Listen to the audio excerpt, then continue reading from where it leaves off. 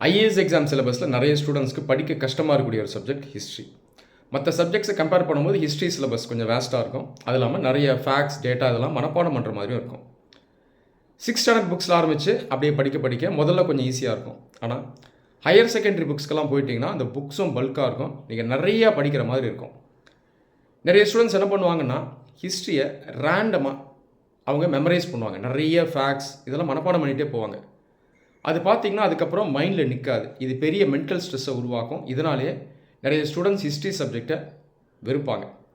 சரி, இந்த சப்ஜெக்டை ஸ்ட்ரெஸ் இல்லாமல் எப்படி இன்ட்ரெஸ்டிங் ஆக்கி நம்ம மாஸ்டர் பண்ணுறது? நான் சொல்கிற இந்த கைட்லைன்ஸை ஃபாலோ பண்ணுங்கள். நீங்கள் அதை ஈஸியாக அச்சீவ் பண்ணலாம். ஹிஸ்ட்ரியில் பார்த்தீங்கன்னா நிறைய முக்கியமான டாபிக்ஸ் இருக்கும். அது இல்லாமல் நிறைய டைனஸ்டிஸ், எம்பையர்ஸ் இதெல்லாம் இருக்கும். இந்த டாபிக்ஸை நீங்கள் எப்படி கவர் பண்ணணும் அப்படின்னா ஹாரிசாண்டலாக நீங்கள் இந்த டைமென்ஷன்ஸை வச்சு கவர் பண்ணுங்கள்.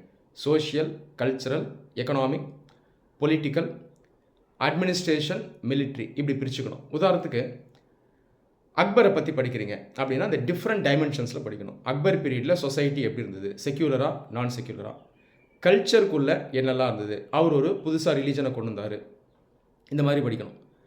அடுத்தது எக்கனாமிக்கில் அக்ரிகல்ச்சர் ரீஃபார்ம்ஸ் ஏதாவது கொண்டு வந்தாரா, நியூ காயின்ஸ் ஏதாவது சர்க்குலேஷனில் வந்துச்சா. அடுத்து மிலிட்ரியில் மன்சப்தாரி சிஸ்டம் எப்படி ஒர்க் ஆச்சு, அதுக்கு முன்னாடி இருந்த சிஸ்டம் எப்படி இப்போ எவால்வ் ஆகிருக்கு, இந்த மாதிரி நீங்கள் படிக்கணும். இப்படி படிச்சிட்டிங்கன்னா ஒரு ஃப்ரேம் ஒர்க் கிடச்சிரும், ஒரு கட்டமைப்பு கிடச்சிரும்.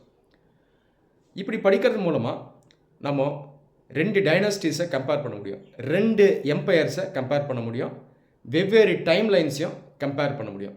அதை தாண்டி இந்த ஃப்ரேம் ஒர்க்கை வச்சு படிக்கும்போது தேவையில்லாத ஃபேக்ட்ஸையும் டேட்டாவையும் நீங்கள் என்ன பண்ணிடலான்னா அப்படியே இக்னோர் பண்ணி விட்டுடலாம். 2வது, ஹிஸ்ட்ரியை வெர்டிக்கலாகவும் அப்ரோச் பண்ணணும்.